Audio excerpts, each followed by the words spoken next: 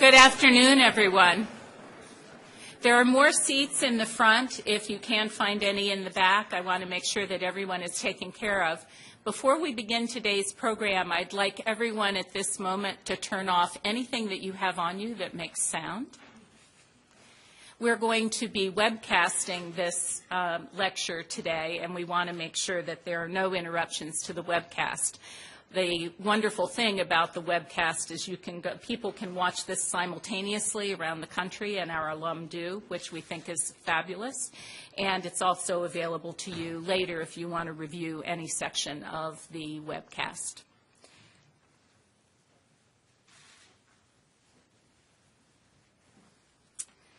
Good afternoon. On behalf of the West Virginia University College of Law, it is my great honor to welcome you to the 21st Annual Charles L. Ihlenfeld Lecture, made possible through a generous bequest in Mr. Ihlenfeld's will to establish an enduring lecture series focused on ethics and public service, both of which Mr. Ihlenfeld exemplified during his life and through his work.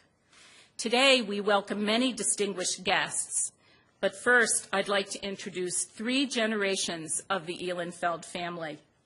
With us are Mr. Charles Ihlenfeld's son, William, or Bill J. Ihlenfeld, as those of us who know him, a 1965 graduate of the College of Law, and a person who carries the torch for public service and ethics. His grandson, Mr. Bill Ihlenfeld II, a 1997 graduate of the College of Law, who continues his grandfather's legacy, becoming the U.S. Attorney for the Northern District of West Virginia in 2010. His public service is exemplary. He has already established a reputation as a strong, committed, and ethical U.S. Attorney. In addition, this year we're privileged to have his granddaughter, Caroline Dillon, a public servant herself, as a public school teacher. And finally, last but not least, we have Mr. Ihlenfeld's great-grandson, Mr. Charles Ihlenfeld III, or Charlie, as those of us who get to know him get to call him. And he was gracious enough to take a day off from his spring break today to be with us. Thank you very much, Charlie, for being here.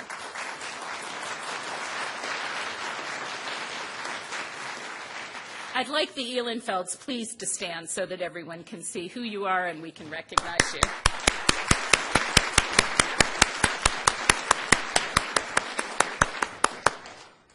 This is truly a family that exemplifies public service, and I want to tell you some about the founder of this wonderful lecture series. Charles L. Ihlenfeld was the founder of the series. He was a prominent West Virginian who practiced law for more than 56 years, a model for us all, and devoted himself to ethics and public service, contributing to his community, Wheeling, West Virginia, in many ways, probably more than I know about, but always with the utmost passion and integrity. His service included local, state, and federal positions, exemplified by his service on the Wheeling City Council as prosecuting attorney for Ohio County and United States Magistrate Judge for the Northern District of West Virginia. Today, it is my great pleasure to welcome another amazing public servant, the Honorable Gustavo Arnavat, an exemplary public servant who has used his private sector expertise in international banking and finance for the benefit of the United States, Latin America, and the Caribbean. He is here with us today to deliver the Charles Ihlenfeld Lecture on Public Service and Ethics. Mr. Arnavat was nominated by President Barack Obama and confirmed unanimously by the Senate in 2009 to represent the United States on the executive board of the InterAmerican Development Bank, or the IDB. Mr. Arnavat is clearly someone so highly regarded by both political parties as to transcend party politics. As those of you who follow party politics or anything that's going on at the Senate these days, you know it's not easy to get a unanimous vote. The IDB is the largest source of multilateral funding for Latin America and the Caribbean, and the United States is the largest shareholder with over 30% of the bank's voting capital. The Board of Executive Directors is responsible for the day-to-day oversight of the IDB. Along with his service on the IDB comes other obligations and opportunities, and he said as we walked in here, he likes to stay busy. He serves on the Board of Directors of the InterAmerican Investment Corporation and on the Donors Committee of the Multilateral Investment Fund. He's also a senior member of the U.S. Treasury Department's International Affairs team. He graduated from the University of Pennsylvania School of Law, where he was editor of the Law Review. He earned a master's in public policy from the Harvard Kennedy School of Government, where he was a Sloan Fellow. Prior to attending law school, he was a presidential management fellow at the White House, National Security Council, State Department, and the Department of Justice. Mr. Arnavat has 2 decades of international legal and banking experience. Prior to joining the Obama administration, he was a director and senior legal counsel at the Citi Private Bank in New York, where he was the co-head of the Latin American market region. He began his legal career with the firm of Cleary, Gottlieb, Steen, and Hamilton, where he advised U.S. and European banks, as well as Latin American companies and governments on numerous international capital markets and other financial transactions. As an investment banker at Morgan Stanley, he served as primary coverage banker for the Northern Andean, Central American, and the Caribbean region. Using his private sector experience, Mr. Arnavat served during the 2008 presidential election on the Obama for America National Leadership Council and advised senior campaign officials on Latin American policy. Now in his role on the executive board of the IDB, he serves with passion and integrity. Please join me in welcoming Mr. Arnavat. Thank you so much.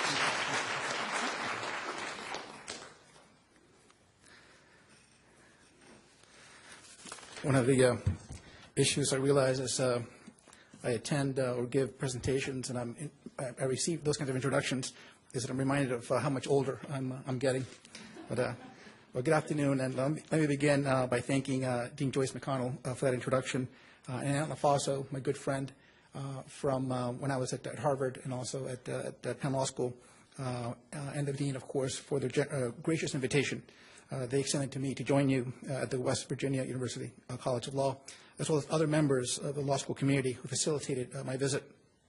I'm honored deeply to have been asked to deliver this lecture, and in so doing, to follow in the footsteps of remarkable men and women who have presented their perspective on and served as examples of distinguished public service. And of course, I want to thank and recognize the Ihlenfeld family for establishing an endowed lectureship in memory of and as a tribute to Charles Ihlenfeld, whose devotion to public service and the bar of this great state of West Virginia serve as an example for all of us to emulate. I had the opportunity to meet last night with William Sr., Charles' son, who is present today and who shared with me his father's many accomplishments as a civic leader and public servant. William Sr. has also devoted himself to public causes, and his son William Jr., also with us today, is a distinguished federal prosecutor, and also with us Caroline, who is a public school teacher. It is clear that an elevated sense of civic engagement and leadership is, in part, genetic-based. But it's also role model-based, that is, learned behavior. And Charles's accomplishments, no doubt, affected their decisions to work for the public interest. I believe that Charles Ihlenfeld is best honored by all of us by focusing on how his example can infuse us with a desire to also work on behalf of the public. Indeed, a lecture series such as this one serves much more than to remind us of great and noble accomplishments. It should serve to question us, to challenge us, to motivate us, and ultimately to cause us to take affirmative steps to enhance ourselves, our families, and our communities, be they defined geographically or institutionally, to take action that is rational but inspired, deliberate but consequential, measured but ultimately far-reaching. I want to focus today on the work that I do, why I do it, and how I got to do it, and the lessons I've learned along the way, lessons that I revisit on occasion and commend to you, particularly the students in this room who have yet to start their careers. Now, some of the terms I'm going to use are necessarily a little technical, but since most of you are either attorneys or aspire to be, I'm sure that won't be a problem. The good news is that I promise none of this will be on any test this semester. For those of you who are not familiar with the InterAmerican Development Bank, or IDB, actually just curious, a show of hands, prior to the introduction or maybe reading my bio, who amongst you had heard about the IDB? That's actually more than I expected. It was established in Washington, D.C. More than 50 years ago in the context of the Cold War. And at the time, President Eisenhower and then President Kennedy recognized that it was in our country's best national interest to join other countries in our hemisphere to address the issues of poverty, inequality, and injustice. Ignoring these issues would have made the countries that comprise Latin America and the Caribbean, that is, our neighbors to the south, vulnerable to socialist demagogues who shared ideology with our primary nemesis at the time, the Soviet Union, would put in peril our own national security. Established some 15 years after the creation of the World Bank, which, as its name suggests, concerns itself with economic and social development on a global level, the IDB is the oldest regional development bank in the world, older than the Asian Development Bank and the African Development Bank, for example. The bank is owned by shareholders, like any other bank, except in the case of the IDB, the shareholders are countries. The 26 countries located in Latin America and the Caribbean, which are the only countries that can receive funding from the bank, these are called borrowing countries, and 22 countries that are not, including the United States, Canada, Israel, 3 Asian countries, including China, and 16 European countries, including the UK, France, Italy, and Spain. The IDB is the main source of multilateral financing for sustainable economic and social development in Latin America and the Caribbean. And to give you a sense of scale, the current population of Latin America and the Caribbean is approximately 600 million inhabitants, or roughly twice that of the United States. The region, consisting of Mexico, Central and South America, and the Caribbean, includes dynamic, fast-growing, emerging economies like Brazil, which will host the Summer Olympic Games in 2016, as well as very poor countries such as Haiti, which a little over 2 years ago suffered a devastating earthquake that took more than 250,000 lives. Virtually all of the key decisions about the bank's operations and its policies, the size and composition of its loan portfolio, types of instruments to make available to its clients, et cetera, are made within the Board of Executive Directors, which is where I sit. It is a resident board, meaning that I work at the bank during the week, but I report to senior officials at the U.S. Treasury, which is responsible for managing the relationship between the United States government and all multilateral development banks of which it is a member. I'm speaking today as representative of one of the IDB's non-borrowing members, the United States, which, as Adi mentioned, is the largest shareholder, with slightly more than 30% of the voting capital of the bank. However, a majority of the bank's voting capital, slightly over 50%, is owned collectively by the borrowing countries, those 26 borrowing countries. And the message to those borrowers is as clear today as it was when the bank was established in 1959. The fate of the respective institutions, or the respective economies, that is in their hands, just like the fate of the bank. Since its founding, the bank has approved over $200 billion in investments, particularly in the form of loans to borrowing member countries. We typically lend to national governments, but 5 to 10% of our portfolio is invested in the private sector or not guaranteed by a sovereign government. Since sustained economic development involves many sectors, the IDB's work is commensurately diverse. We fund infrastructure projects, both communications and transportation related, such as fiber optic cable networks, roads and bridges, healthcare projects, both buildings, such as rural clinics and urban hospitals, as well as healthcare prevention and maintenance, projects in the energy sector to promote energy conservation and efficiency, and to provide electrical power to rural and indigenous people, water and sanitation projects, education projects, both the construction of school buildings and the content of the school's curricula, and projects focused on developing a country's science and innovation capabilities, just to name a few of the sectors and types of projects. We also work with governments to enhance their abilities to make and execute better public policy choices by advising them, for example, about changes to their legal and regulatory frameworks to allow for more effective and efficient tax collection, about how to better allocate their police resources to more effectively fight crime, how to reform their customs departments to expedite the shipping of goods and reduce corruption.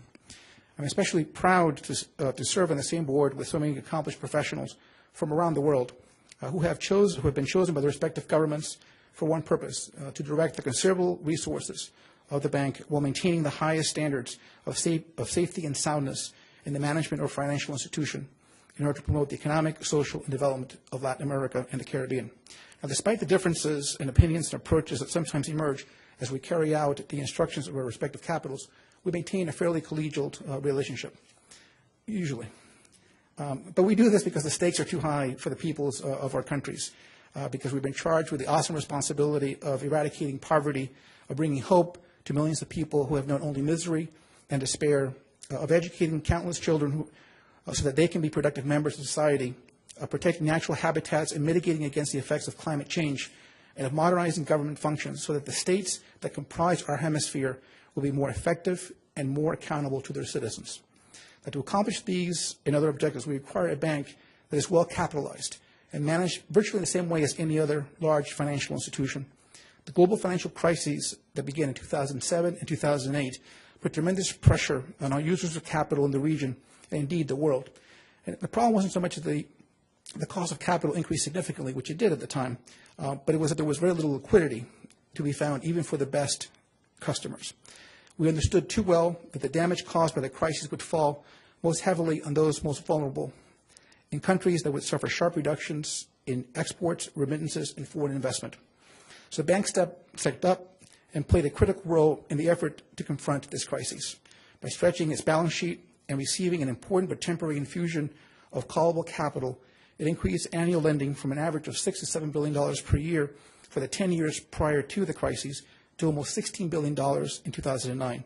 As a result, we believe Latin America and the Caribbean as a whole fared better than expected, in part because of the increase in lending the IDB provided in the absence of private sector funding, and because the level of reserves held by the countries in the region, which allowed individual countries to weather the storm more successfully than would have been the case a decade or two ago. Now, as I mentioned, this increase in funding was based on temporary measures. In March of 2009, the bank and its shareholders launched a comprehensive review of the projected funding needs of its clients and any required increase in the bank's permanent capital base in order to meet those needs. For reasons that I will explain later, and despite what we anticipated correctly to be a difficult process convincing the U.S. Congress to provide funding to meet the U.S. portion of any increase in capital, the Treasury and my office agreed that it would be in our nation's best interest to pursue a capital increase, the first in over 15 years.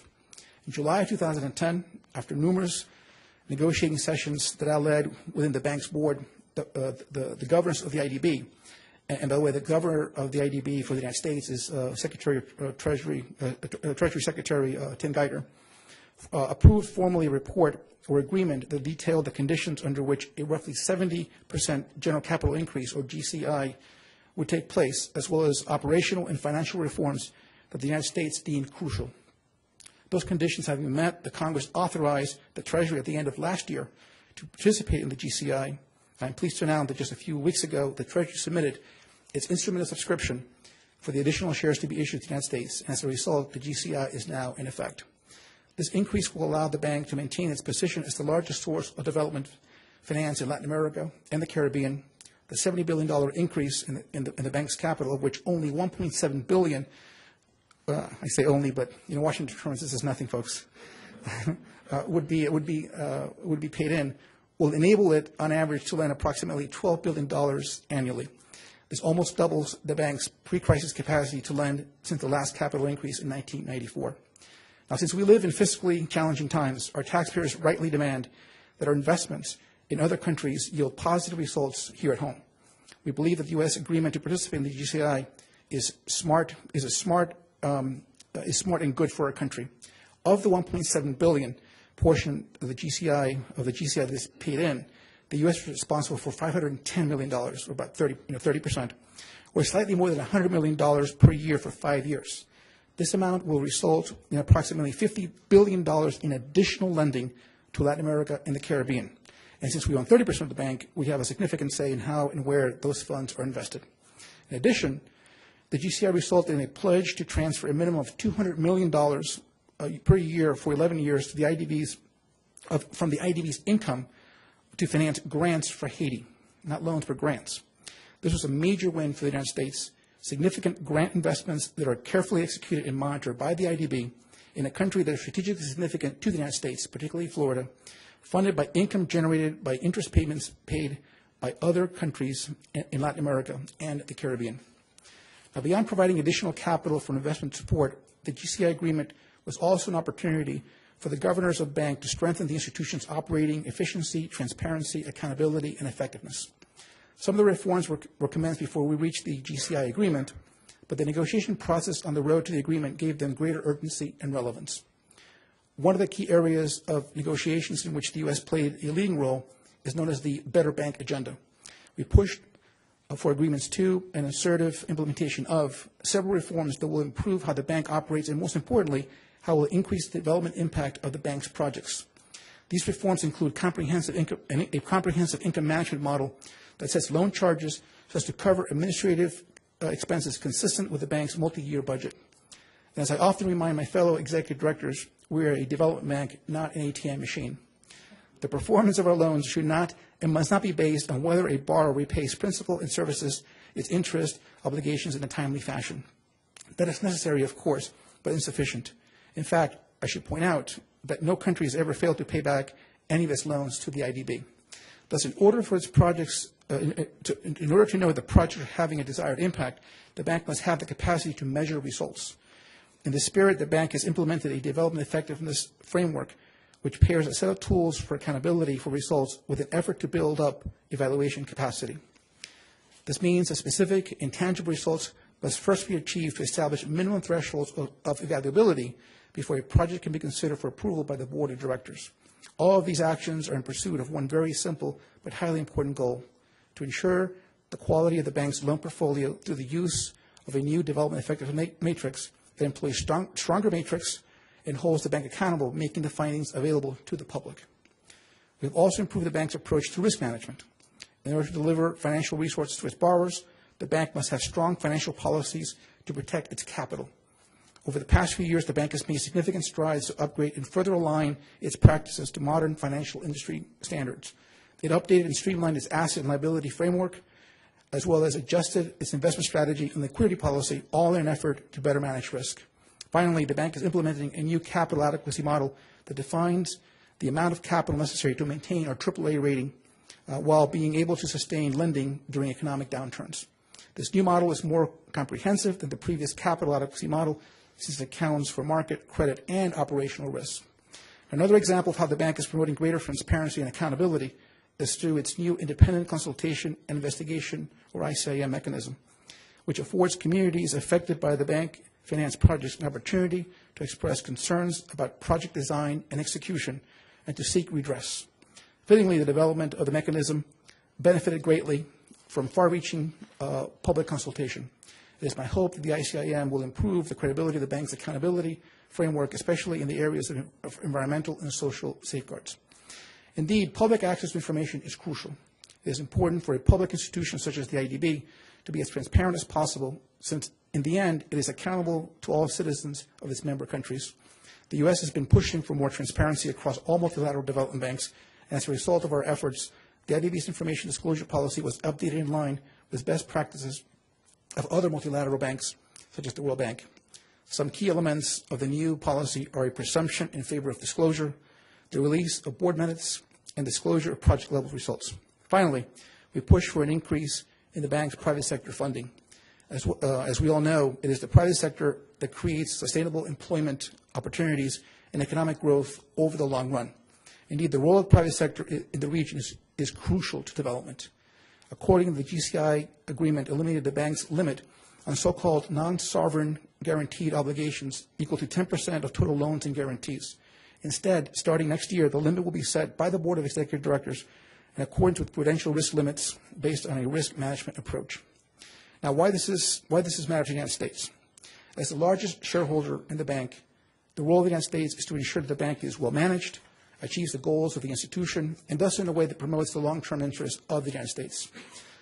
Through the IDB, the U.S. promotes the economic and social development of Latin America and the Caribbean, and it does so through multilateral or collective action. It does it by leveraging the bank's considerable capital base, as I mentioned earlier, so that a dollar invested by the bank by U.S. taxpayers will support many times that dollar in lending to borrowers. Thus, the investment is both efficient and effective. As the United States Executive Director of the IDB, I am thrilled to represent my country at this multilateral institution whose purpose is to better the lives of the people of Latin America and the Caribbean. And all of the members of my team and at Treasury who focus on the IDB, I think, feel the same way and have an elevated commitment to the region. We know that sustainable economic and social development will lead over the long run to the creation of a more stable, peaceful, democratic, and secure hemisphere. Now, that is an important goal given the proximity of the region to the United States and the many commercial, cultural, and historic ties between us. The stronger and more stable the region from an economic and political perspective, the better for the U.S.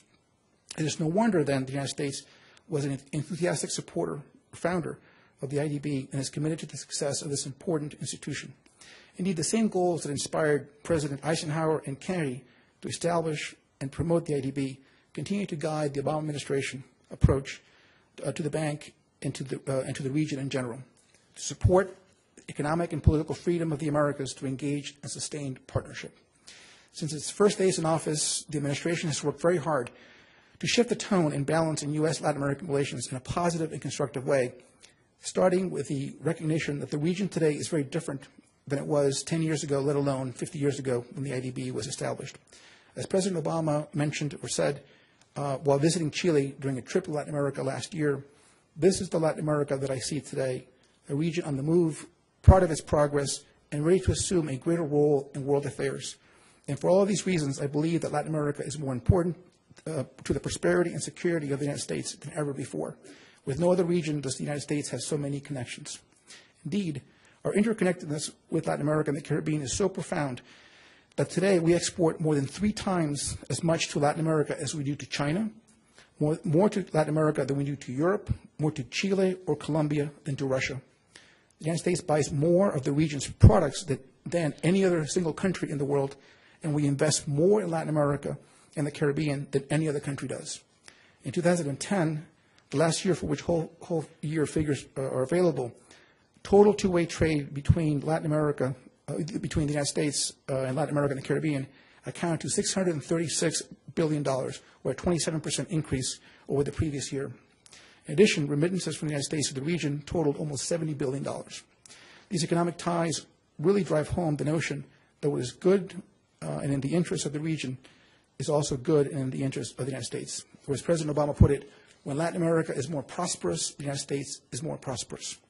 And when it comes to the administration's diplomatic engagement in the region, we have focused our efforts on 4 overarching priorities critical to people throughout the Americas: promoting social and economic opportunity for everyone, securing a clean energy future, ensuring the safety and security of all of our citizens, and building effective institutions of democratic governance.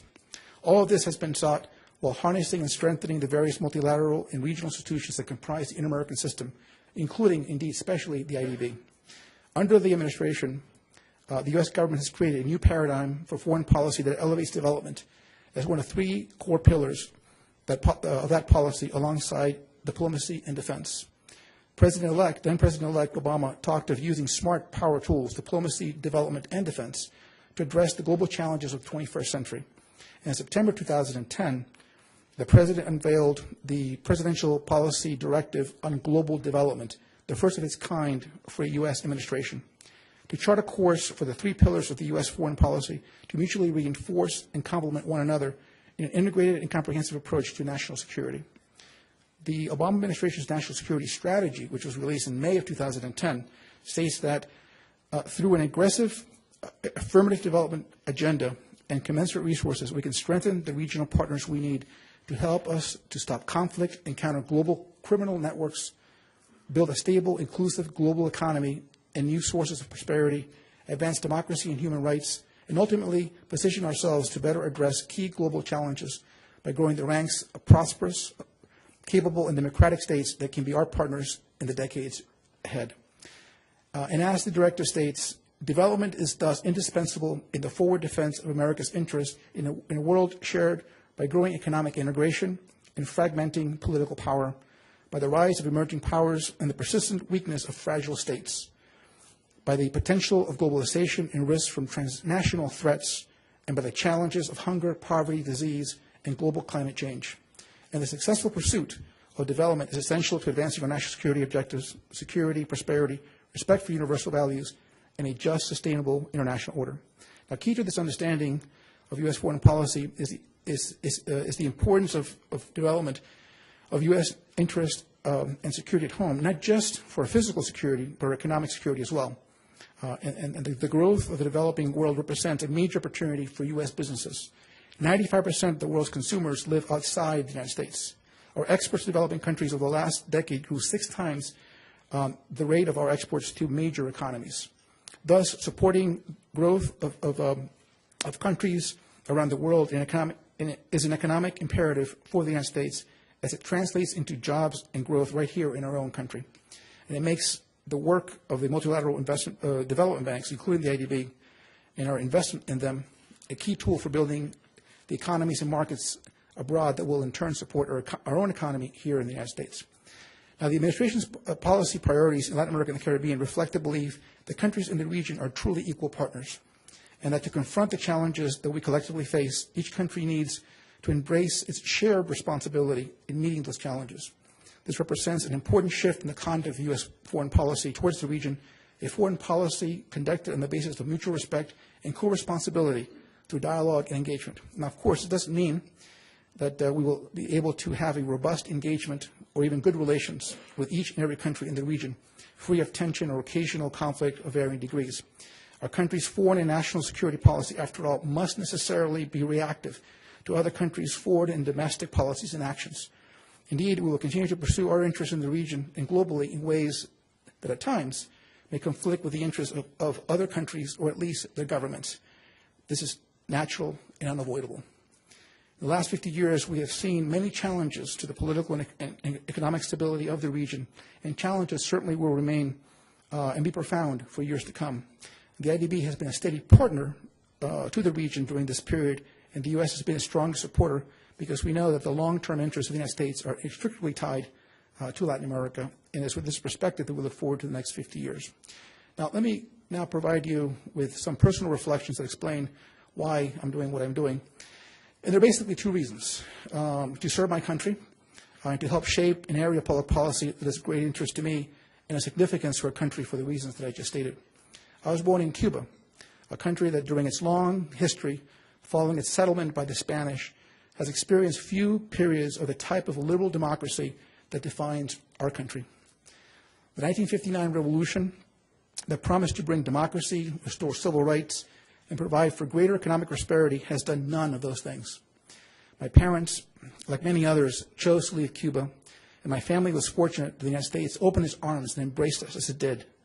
This act of kindness, I strongly believe, created a sense of obligation on my part to give something back to this country, besides paying taxes, exercising my right of suffrage, and always behaving in ways consistent with the law. I was fortunate to be able to to repay this obligation after graduate school, and just before going to law school, as the dean mentioned, when I was chosen to be a Presidential Mansion Fellow and worked in Washington, D.C. One of the positions that I held was as the Latin American analyst at the White House, within the White House at the National Security Council, which at the time was headed by Colin Powell. And his management style and dedication to public service had a formative effect on me. I'll never forget my first staff meeting at the NSC when General Powell entered the room and sat at the head of a large conference table and was joined at the table by his most senior advisors. Standing around the table was a ring of mid-level advisors, most, if not all of them, with PhDs from the finest universities. And standing around that ring with our backs to the wall were the junior staffers like me, who couldn't stop wondering how it was possible that we were actually there, actually working in the White House and getting paid to boot, to think about the most pressing foreign policy and national security issues of our time. After General Powell briefed us about what was on his mind in his conversations with the President, who was President Reagan at the time, and various cabinet members, he asked the senior advisors at the table to bring up to speed on their coverage issues. That took about half an hour, I would say, and I assumed that we were done. But instead, he asked those standing next to the table to speak their minds, and when they were done, he even asked the junior staffers to chime in. He actually went around the room one by one. Here was one of the most important men in the world who I knew from personal experience, used to walk into the West Wing of the White House every day around 5:30 a.m., choosing to take an extra 20 minutes or longer from his incredibly busy and sensitive schedule to take advice from the most junior members of his staff. It was only years later that it occurred to me why he did that. And principally, I think, for two reasons. Because one never knows where good ideas will come from. Indeed, some of the best ideas come from young people who are less concerned about turf battles and building empires.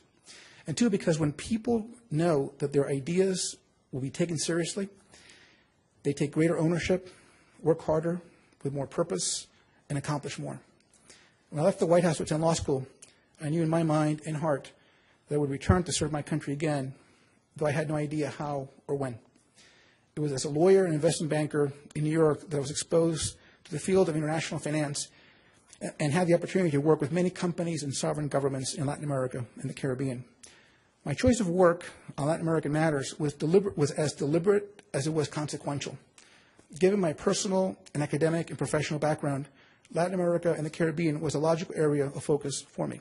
But I didn't realize at the time, what I didn't realize at the time was that I would benefit enormously from the economic and political changes that swept the region in the 1980s and the 1990s. Countries that had previously nationalized private companies began to privatize them, and authoritarian regimes gave way to democratically elected governments almost everywhere. And these changes led to a significant increase in both demand for and supply of foreign capital. As a result, I discovered the transformative power of finance and of capital markets, how investors in New York, London, Milan, and Tokyo, but also in Portland, Oregon, or even here in Morgantown, can and do help build roads in Mexico, power plants in Chile, hotels in Costa Rica, and provide working capital to companies in Colombia that employ thousands of workers who are fathers and mothers who feed and educate their children and buy goods and services from local providers, and who, as they continue to prosper, will also demand goods and services from foreign providers, including those located in the United States. Now, given my interest in Latin America and the Caribbean, my professional experience following law school, and my desire to satisfy my obligations to this country, as I described previously, I jumped when I received the call from the White House about my potential interest in representing the United States at the IDB. More than an opportunity to be involved in something I enjoy, which sounds like a very passive undertaking, it is an opportunity to do something, to define and achieve goals in an important area of public policy. In short, an opportunity to lead.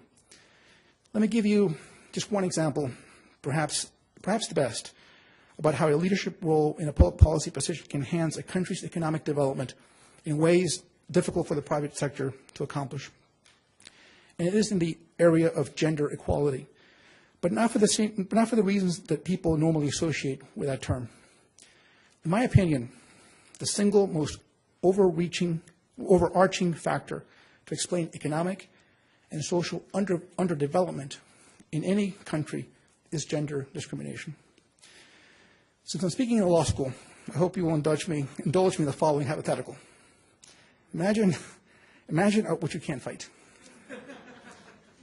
Imagine a world where there are no women, only men. Now, suspend all ethical judgment and just assume that members of the society are added through cloning.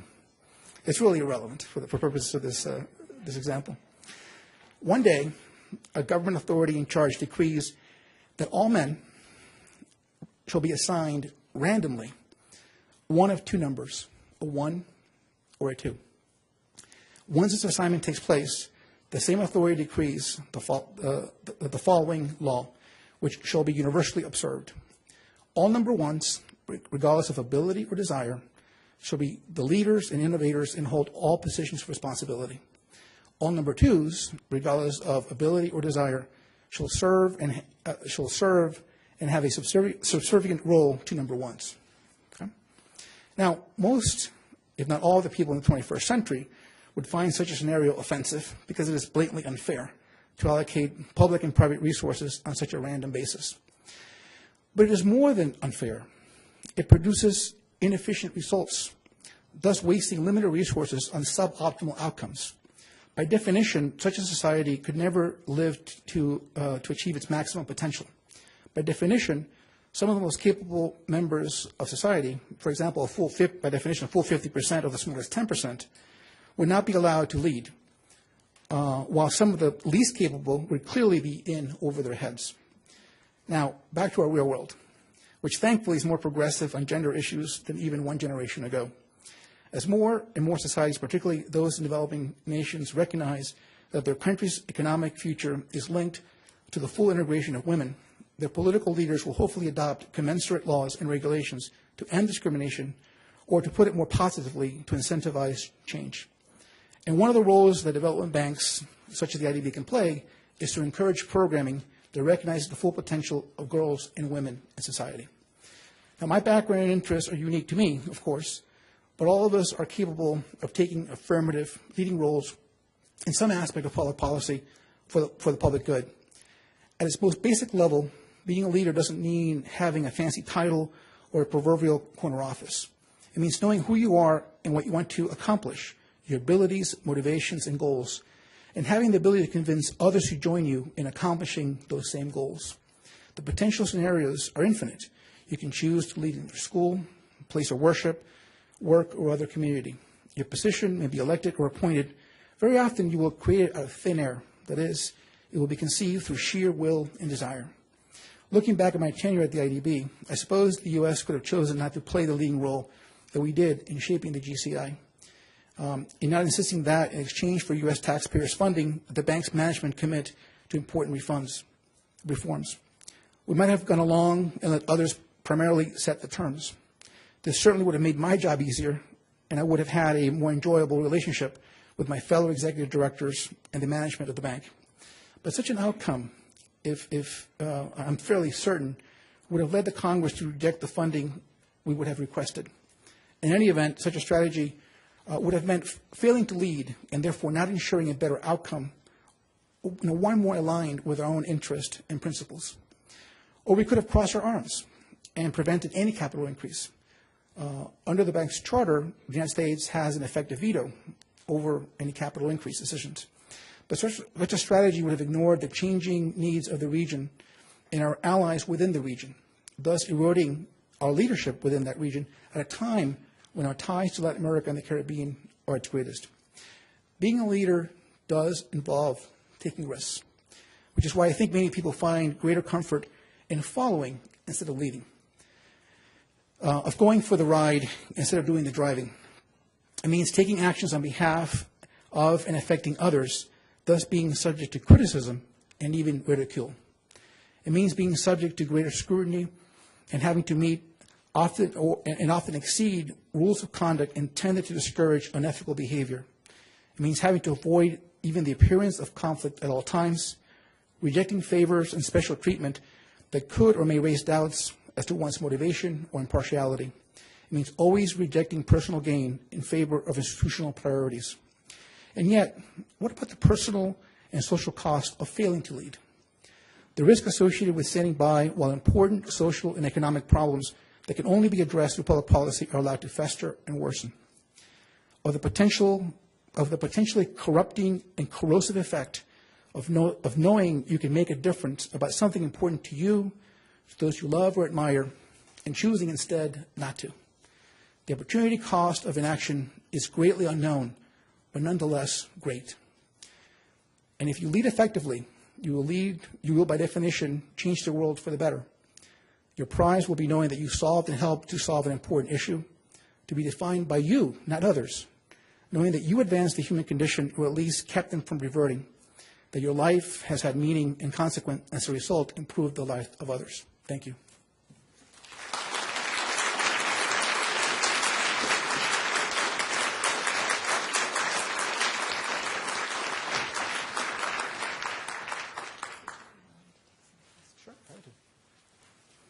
As long as they're not hard.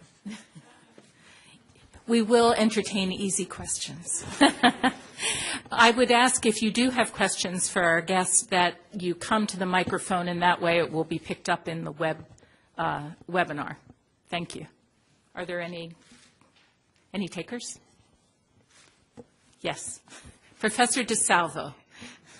I anticipate a hard question. You talked about advancing the human condition. What's the causes of poverty in Haiti are multiple and they're complex, and the poverty, of course, is deep-rooted.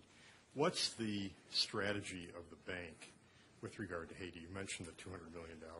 What's the strategy that the bank has? So we work with the Haitian government to give them capacity building, first of all, to make sure that they're in a position to even receive the kind of assistance that we can provide.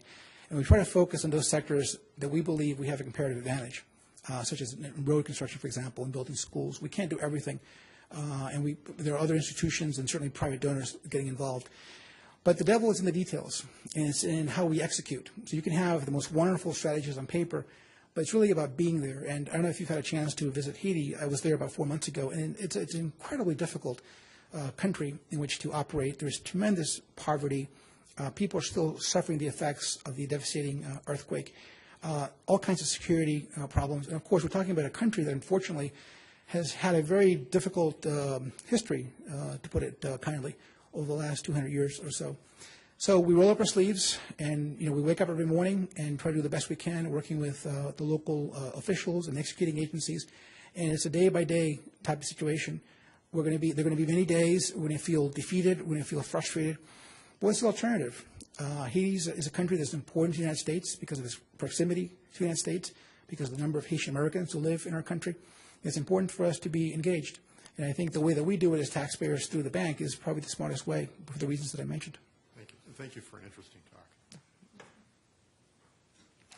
This one back there. What's the bank's relationship with Cuba and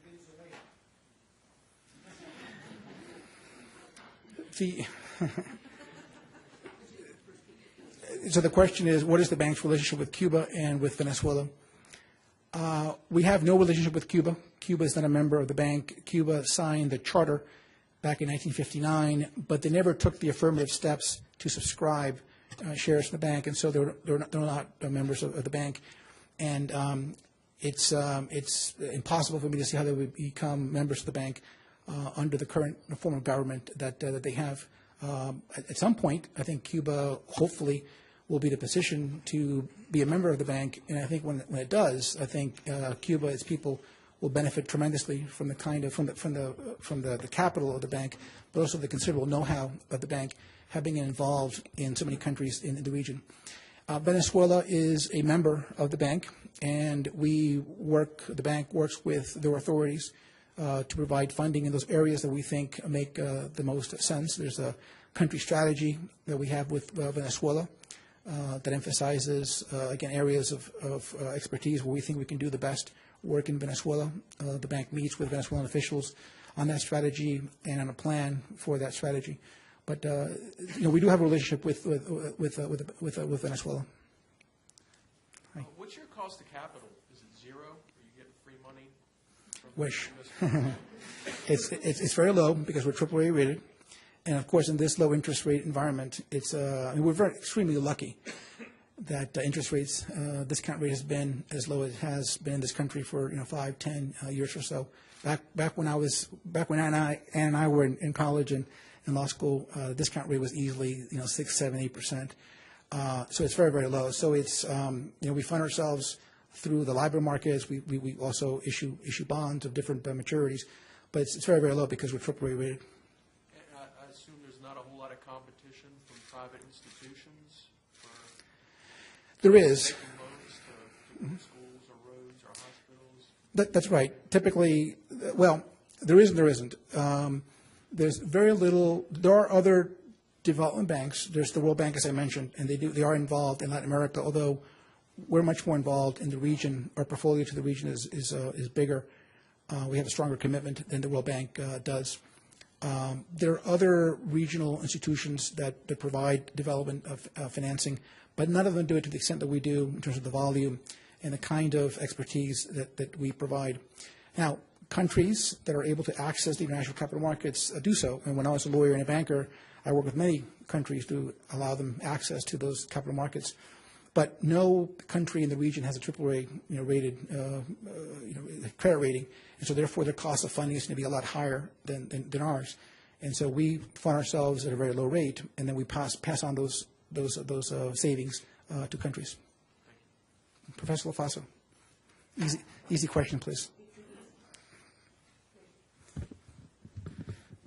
I'll do that. First of all, thank you for that very inspiring speech. I'm sure everyone really appreciated it.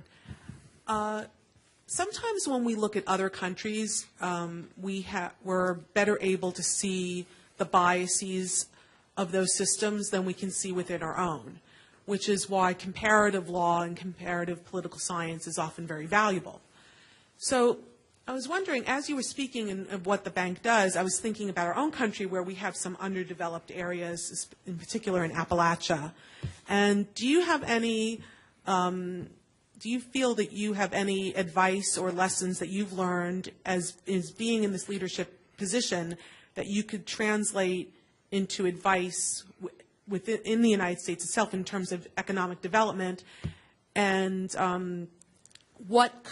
are there ways of doing that, or are there problems right now in terms of implementing some of the things that could be lessons? In other words, are there implementation problems to that or obstacles? I would say that, but thank you for asking the question I asked you to ask. No, I'm just kidding.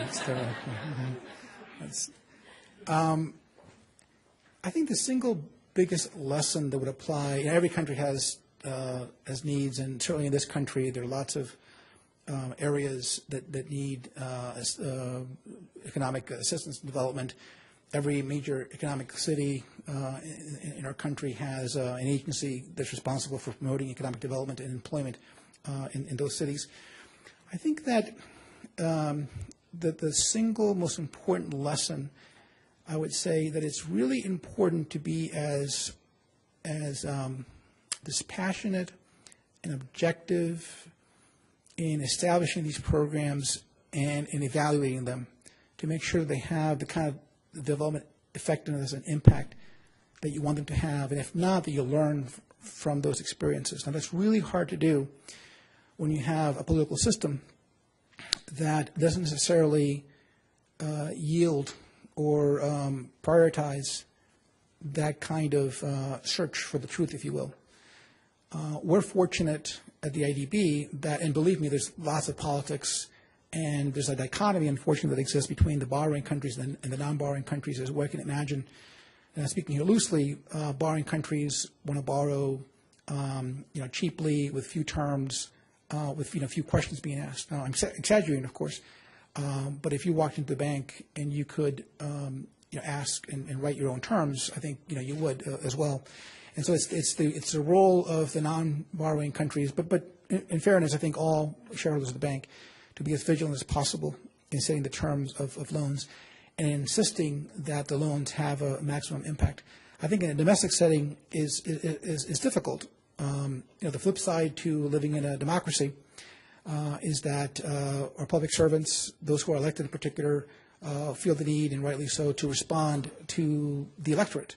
And sometimes policy choices will be made not based on necessarily what the best, how to best design a program to have the most impact, but rather, who's winning the political argument of the day.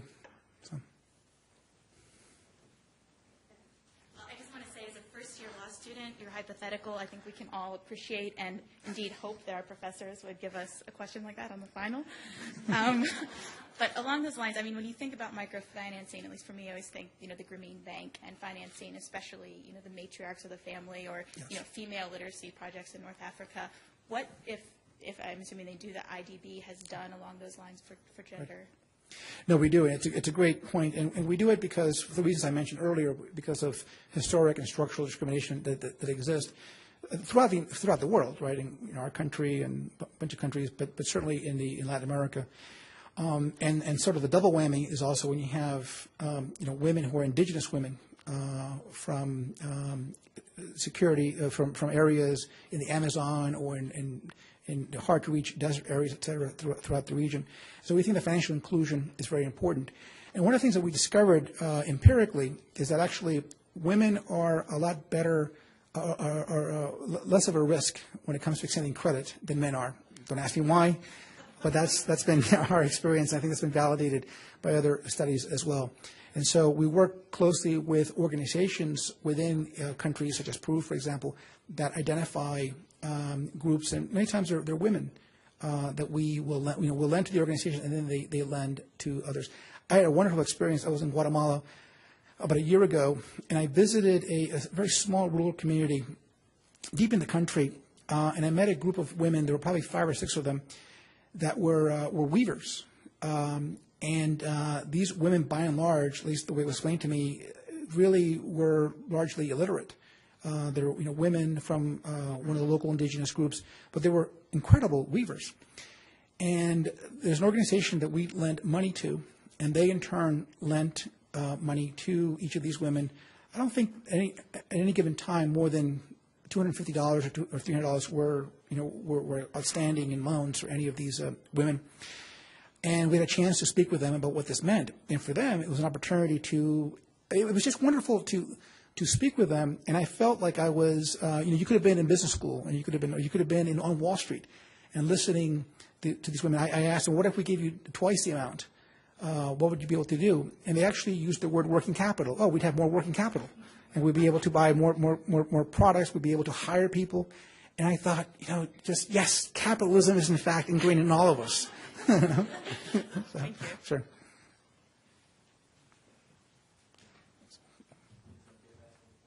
Could you use the microphone? Sure. And you'll be our last. This will be our last question.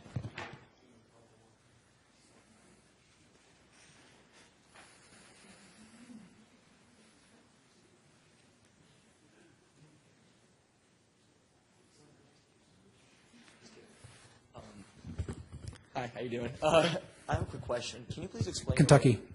What? Oh, sorry. No. Well played. I have a quick question about your relationship with the World Bank and IMF, and then also a second question with how have you recently been dealing with Mexico and what's your involvement there? Okay. So with the World Bank, this is actually, you put your finger on a difficult and evolving problem or issue in the sense that increasingly we realize that there are different multilateral development banks, and they each have their areas of expertise. We don't cooperate all that much with the World Bank. I think we probably see them as competitors, even though they shouldn't be. I think there's a lot that we can learn from them and they from us. But we don't really cooperate a lot on transactions. The IMF, you said the IMF, right, not the IFC. The IMF, of course, is a very different institution. And they are really, their purpose is, like the World Bank, one of the Bretton Woods institutions, they are really to provide liquidity when you have a capital crunch, when you have a lot of economic dislocation, when you have a major financial crisis like you're having, for example, in Europe. So we see their role as being very different. It's to provide quick funding. Of course, there are all kinds of conditions that are imposed, but it's not the same kind of intricate development, kind of funding that we provide with a development purpose. And in Mexico, it's an important country. It's our neighbor. When bad things happen in Mexico, they happen in Arizona and Texas and California and the rest of our country. It's a wonderful country undergoing a tremendous crisis because of the criminal gangs and narco traffickers in that country. I think the president of that country has exhibited tremendous courage to do what he's doing. And so the bank is involved in Mexico in all kinds of different projects. And one of the areas that increasingly we're getting involved in is citizen security. Arguably, the bank cannot lend money for things that are probably most effective for fighting the bad guys, which is guns and bullets. But we can provide funds to reach for programming to reach vulnerable kids who might otherwise join gangs, to convince them to not to join those gangs or extract them from those situations. It's really important for Mexico and for us that Mexico have an environment which is as secure as possible. Thank you.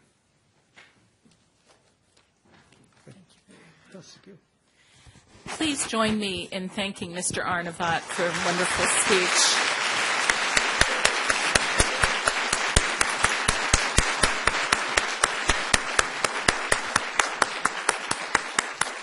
And I'd also like to take one last opportunity to thank the Ihlenfelds for this magnificent opportunity that you give us every year.